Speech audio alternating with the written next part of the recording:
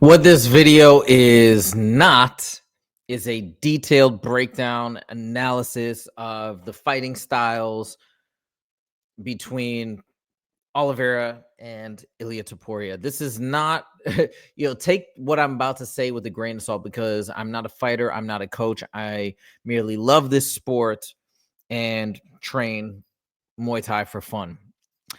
That being said, I feel pretty confident in my pick.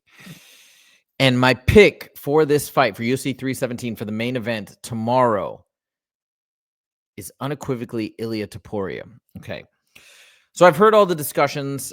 Everybody's talking about the range of Oliveira, how he's not afraid to get dropped. He does get hurt. And that's also a negative for Oliveira. He can be hit. And then we're hearing about the boxing of Ilia and how it's just unmatched. I've heard Tom Aspinall say that Ilia Topuria is the future of mixed martial arts.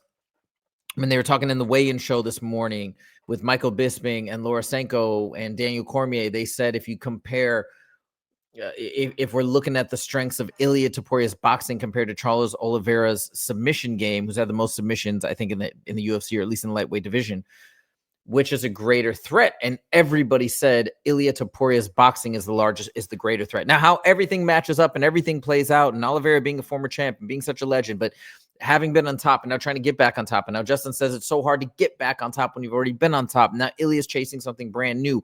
All these different factors. How are they going to play together? Well, let me tell you one thing. The main reason why I'm picking Ilia. I feel as though his confidence is real and it's so high, and he's got such a support system around him, such an amazing team. And when you just listen to him in interviews, listen to him talk and the way he carries himself, I just think that his self-belief is so high that he's going to get the job done. And the self-belief doesn't just come out of nowhere. It's not just a fake bravado that he's carrying around with him. It's probably the result of a tireless work ethic, of an almost perfect training camp, of a great weight cut, all these different factors. But I think he was the first one to weigh in this morning too.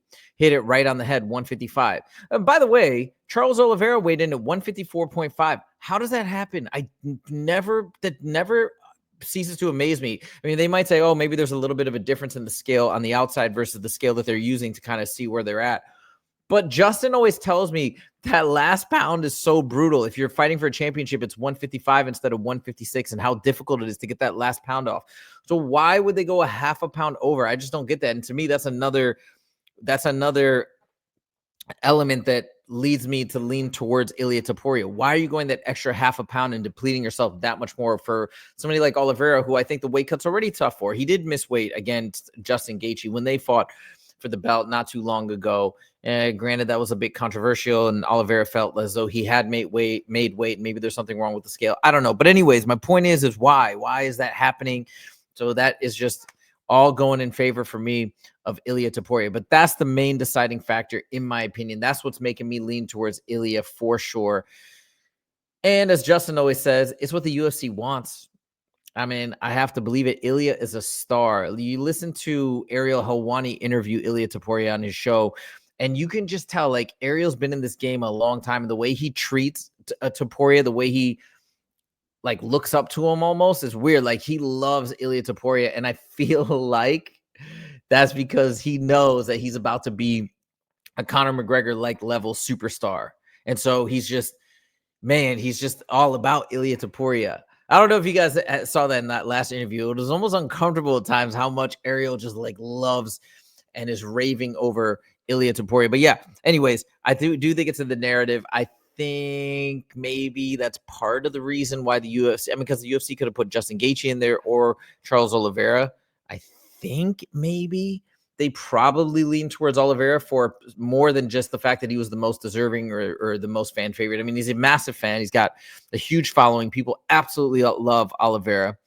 All those things are true. But as Justin says, when there's something the UFC wants, they're usually setting it up in a way for a particular desired outcome to unfold. I think it would only make sense. It's not like they're fixing fights. It's not like they're doing anything that's immoral, but that's what matchmakers do. They're trying to set up fun fights, and probably in certain cases set up particular outcomes, or like lay the groundwork, lay the foundation for a great outcome so that it furthers the career of a particular fighter that they believe will be good for business. We saw that with Michael Chandler. I think Michael Chandler versus Paddy Pimblett. That was amazing. That blew Paddy Pimblett up. It was a great fight by Paddy Pimblett, but probably a favorable matchup to some extent. In retrospect, we can say that now.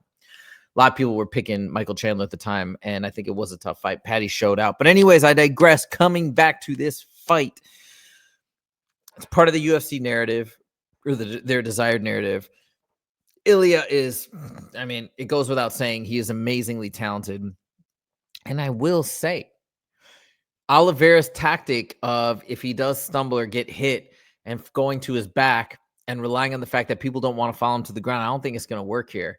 Again, if you remember, Ilia is actually a submission guy at his core, at his roots. That's how he began his career, and that's the way he was finishing all his fights early on in his career until his boxing just got so dang good and his footwork got so darn good and everything else, and he was able to just utilize and leverage all of his tools and assets and striking abilities. He is a submission guy at the end of the day. I don't think he's going to be afraid to go to the ground if he needs to. I think he's even confident that he can submit Charles Oliveira, and I think that would be a great feather in his cap, and those are the types of things he chases. So I think Ilia's got this for all the aforementioned reasons. That being said, I don't think it's going to be by submission. I think it's going to be a knockout. It's going to be a KO. Let's stay tuned. Now, the question is, will Ilia get the first round victory like he's been saying? He's saying Charles is going to come forward, and that's exactly what he needs. And the only reason why the other knockouts took as long as they did is because the guys wouldn't come forward. Charles is a forward pressure fighter, so he says it's going to play right into his hands. I don't know, but I can't wait to see, because I like that type of confidence. And again, it's not hot air. It's not out of nowhere. I do believe the confidence derives from his incredible work ethic. So there it is. There is my pick. I'm going Ilia Topuria all the way for tomorrow's main event. I can't wait for UFC 317. I hope you guys are as excited as I am. I know a lot of people are, I guess, saying that the card's not as great as it should be or could be or whatever. I actually think it's a fantastic card. I'm curious to see what happens with Kai Kara-France. I can't wait to see Peyton Talbot come back. Money Moicano versus Beneil Dariush. What a legendary fight. I mean, there's a lot of really, really cool fights on this card. International Fight Week is legendary, and I'm going to Vegas tonight. So I will be in Vegas. Will I be at the fights? I don't know. We shall see. I'm still on the fence about that. We're going to see what I can find in terms of ticket deals. But anyways, that's my pick. Let me know what you guys think in the comments. Do you agree? Do you disagree? Thank you so much for joining, and we'll see you in the next video. Take it easy.